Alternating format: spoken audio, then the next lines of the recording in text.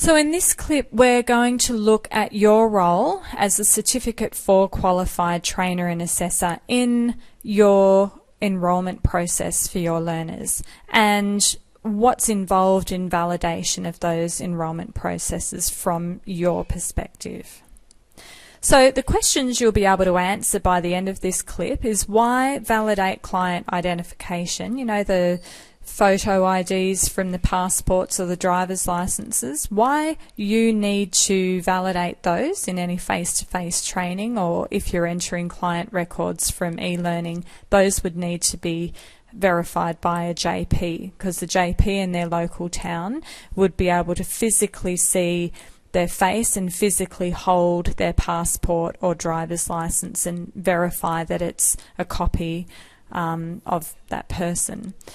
Now again, I must emphasise that we're doing all this type of validation of the enrolments, and all of these enrolment processes are related to when you're training and assessing people in nationally recognised qualifications.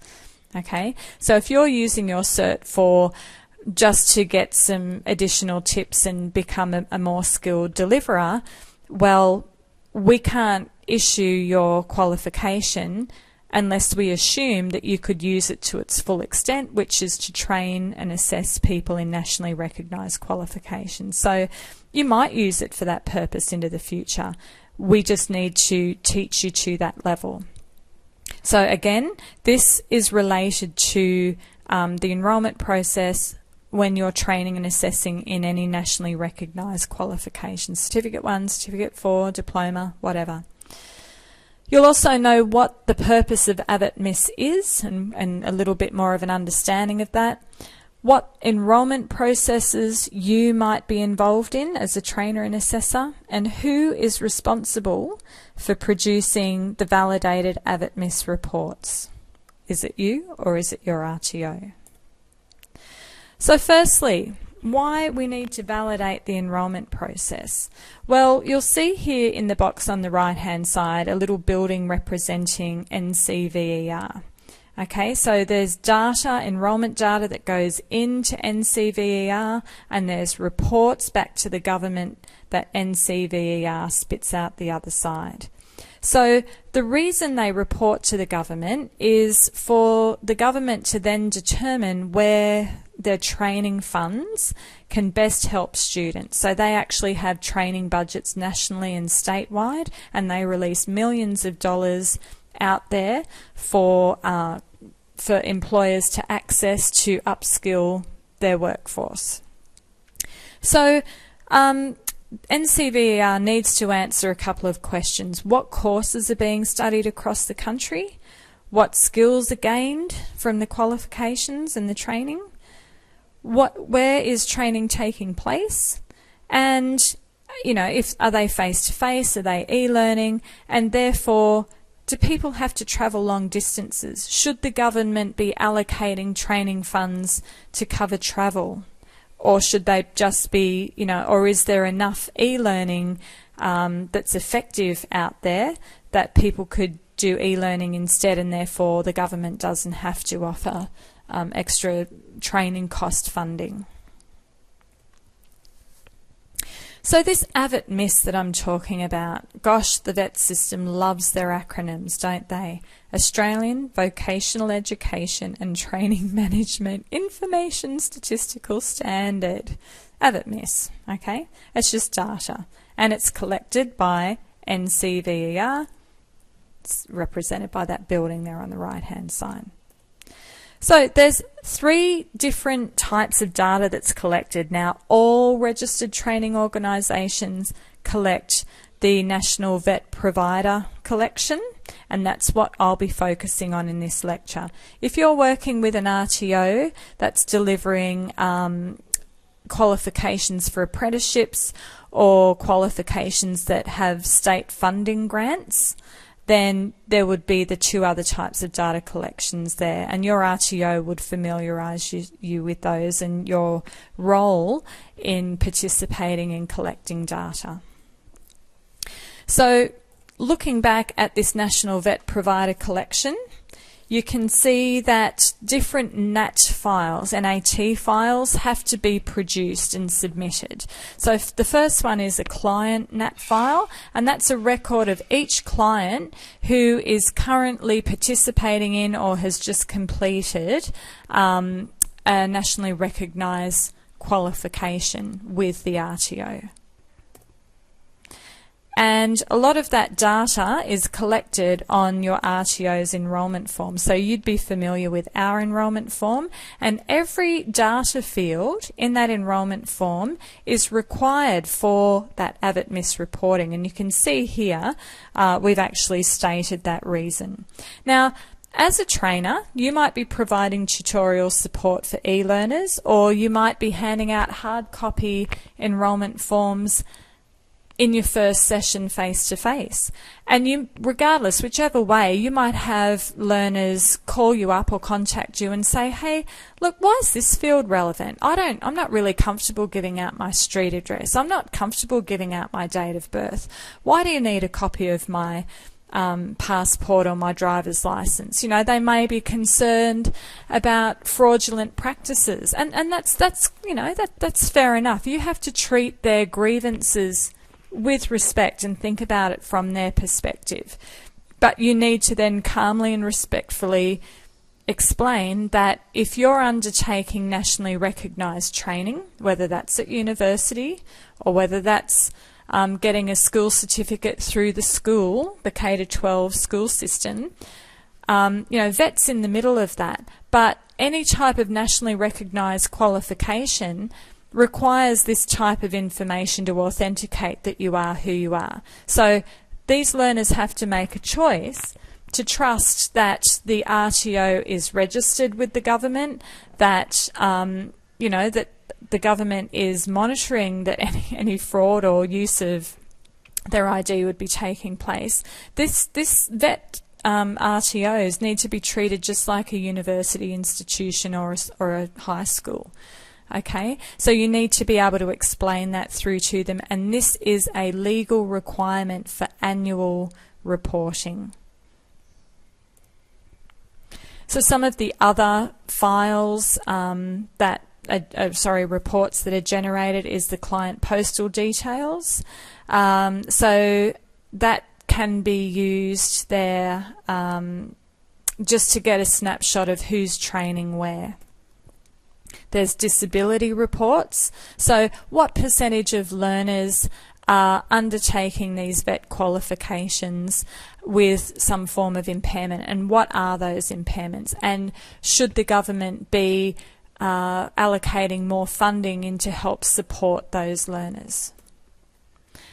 Your prior educational achievements are being recorded. So how many people with a bachelor's degree are coming back and doing a certificate 4 in training and assessment, for example? What pathways are they following? What trends are occurring? How many are, you know, used to have a certificate 1 or a high school leavers certificate, but what trends are occurring that those high school leavers are now doing a Cert 4 or a diploma? Also, there's competency completion data. So this helps determine the RTO's performance with their courses that they offer. So you have some RTOs that haven't been heavily involved in the design of their courses. They've just simply gone out and purchased some resources and paid for a license to use them. Some of those tend to be at the cheaper end of offering qualifications. So you have a student come along, they just want a qualification, and they see some people paying $2,000 for the qualification and some people paying for a course that's $400, $500 for the same qualification. So naturally, they value cost, they go with the cheaper one. And this is where this type of data will separate the wheat from the chaff, okay? The ones that charge more money is because an excessive amount of time has gone into the end user's experience, okay? And these people tend to have really quick turnovers. They complete the courses. The ones at the lower end, where they haven't been involved in designing the course, find that the learners just struggle, and a lot of them don't even complete it. And I've got to admit, when I was first doing my Certificate 4, and back then it was called the BSZ, I attempted it 4 times through 4 different companies over a period of time, and never ever completed it. And my employer kept saying, you need this qualification, and I said, I hate this, I don't want to do it. Eventually we found a face-to-face company that could do it in 5 days, and that was, you know, $2,500, and the first one I tried was e-learning at $400, and lo and behold, I even rocked up on the day after enrolling and they didn't have a record of my enrolment. So I just kept hitting a brick wall. So all of the time, these companies would have me there as an enrolment, but they would also have data that I never completed the training and assessing qualification. So what is important about this particular data that's collected is ASQA, who registers these organisations, these training organisations. If they're seeing not many people are completing their courses, they might actually pull their registration, because obviously these people have a real problem with the quality of their product. So why do you need to know all of this? Well, you need to understand AVETMISS. You need to understand that it's data that's collected annually, because your RTO will be discussing this with you in team meetings.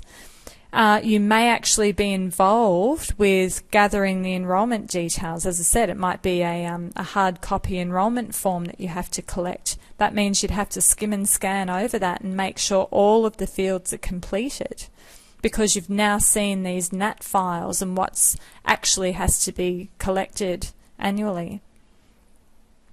You may have to make sure that it's been JP verified. You may need to check that all fields, you might actually be involved with your RTO's student management system, okay, and manually re-enter those employment fields. So you would need to be ensuring the quality, that their name's spelt correctly, that their date of birth is correct. And also, you may need to provide feedback to your RTO on how effective this whole process is. Now, depending on the size of the RTO, they might just need to methodically, manually reproduce this information.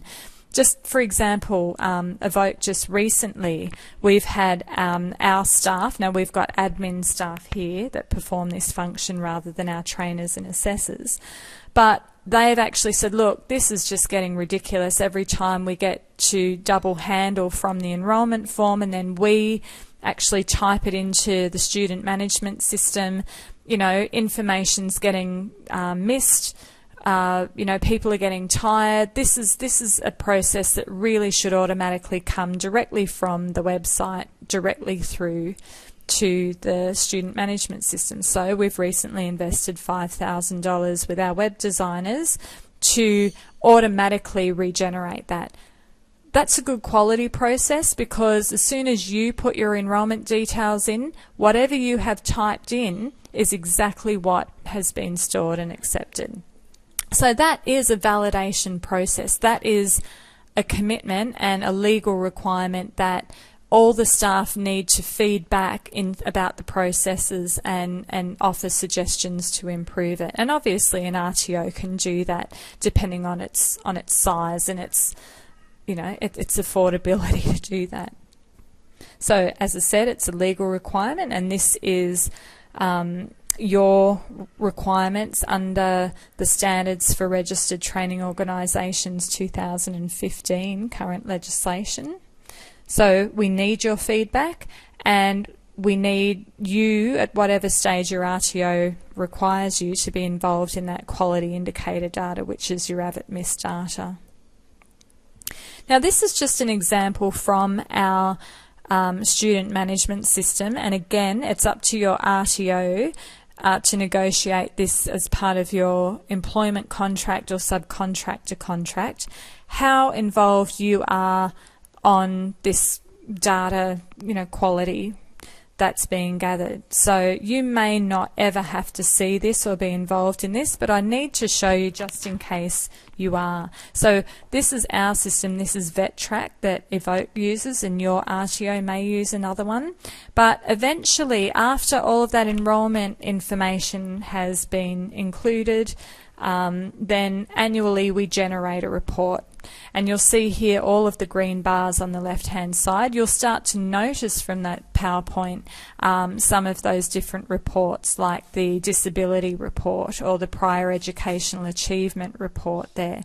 So that's showing that that's run a little internal validation, that all the fields were completed. There doesn't seem to be any issue at that point, so we can actually create these NAT files. Then, though, we have to upload these NAT files, all RTOs have to, onto the AVETMISS validation software. And you can see that this current one has a status error. So when the validation was run, even though our software system said it was fine, AVETMISS has got deeper controls in there. And this is one of the non-conformances that they found, that some of our learners or some of our admin staff hadn't entered whether the learner had completed school or not. They just hadn't selected that field. And probably if it was a new staff member, maybe they thought it wasn't relevant, got too lazy, couldn't be bothered, haven't done it. But you see here at the end, AVETMISS won't accept the annual reporting. So methodically we go back to enrolment number 26, number 39, number 29 of that particular year, and we have to methodically go back and state, obviously, if they're a full-time employee, they're not going to still be at school, and we have to just select that. So it's important that you're methodical. It's important that you're making sure your learners are filling out all of the enrolment data. So, coming back to your questions again. Why validate client ID? It's a legal requirement and it ensures correct AVETMISS data is collected. The purpose of AVETMISS is to determine where the government must allocate the funds to best help vet students. What enrolment processes might you as a trainer and assessor be involved in? You might have to enter the enrolment data into the student management systems of your RTO. You may have to verify the photo ID if you're a face-to-face trainer. You may have to validate the unique student identifiers. Okay, so that's a new field that came in 2015. And who is responsible for producing it? Not you, the trainer and assessor. Ultimately, it's the RTO that's responsible for producing this correct AVETMISS NAT file reports. Okay, but as part of your contract with your RTO, they would then be responsible for training you to become competent in producing those. So that onus would ultimately be on your RTO.